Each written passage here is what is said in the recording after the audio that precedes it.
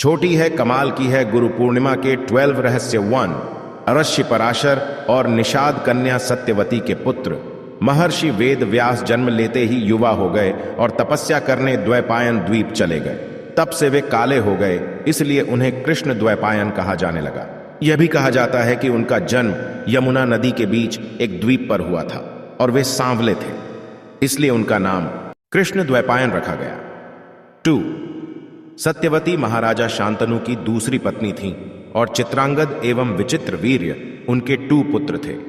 इसमें से अविवाहित चित्रांगद युद्ध में मारा गया, जबकि विवाहित विचित्र वीर्य रोगवश मृत्यु को प्राप्त हुआ। 3. सत्यवती के कहने पर वेद व्यास ने विचित्र वीर्य की पत्नी अंबालिका और अंबिका से नियोग किया, जिससे धृतराष्ट्र और पांडु नामक पुत्र हुए और एक दासी से विदुर का जन्म होता है। इन्हीं 3 पुत्रों में से एक धृतराष्ट्र के यहां जब कोई पुत्र नहीं हुआ तो वेद व्यास की कृपा से ही 99 पुत्र और 1 पुत्री का जन्म हुआ। 4. श्रीमद्भागवत पुराण में भगवान विष्णु के जिन 24 अवतारों का वर्णन है, उनमें महर्षि वेद व्यास का भी नाम है। 5. धर्म ग्रंथों में जो अष्ट चिरंजीवी 8 अमर लोग बताए गए हैं, महर्षि वेद व्यास भी उन्हीं में से एक हैं, इसलिए इन्हें आज भी जीवित माना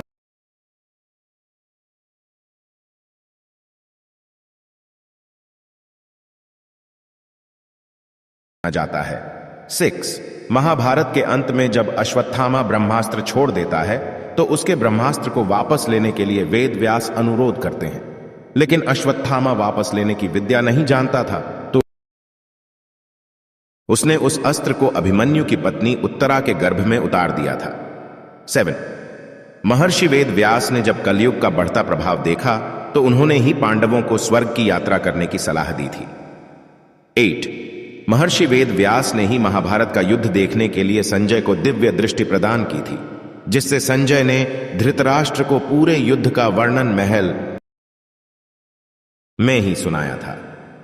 9. पृथ्वी का पहला भौगोलिक मानचित्र महाभारत के रचयिता महर्षि वेद व्यास द्वारा बनाया गया था। हे कुरुनंदन, सुदर्शन नामक यह द्वीप चक्र की भांति गोलाकार स्थित है।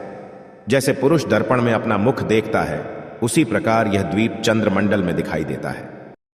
10.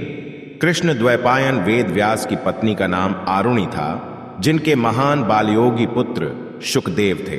वेद व्यास के 4 महान शिष्य थे, जिनको उन्होंने 4 वेद पढ़ाए। मुनिपैल को आर्ग्वेद, वैशंपायन को यजुर्वेद, जैमिनी को सामवेद तथा सुमंतु को अथर्ववेद पढ़ाया। 11. एक बार वेद व्यास वन में धृतराष्ट्र और गांधारी से मिलने गए, तब वहां युधिष्ठिर भी उपस्थित थे।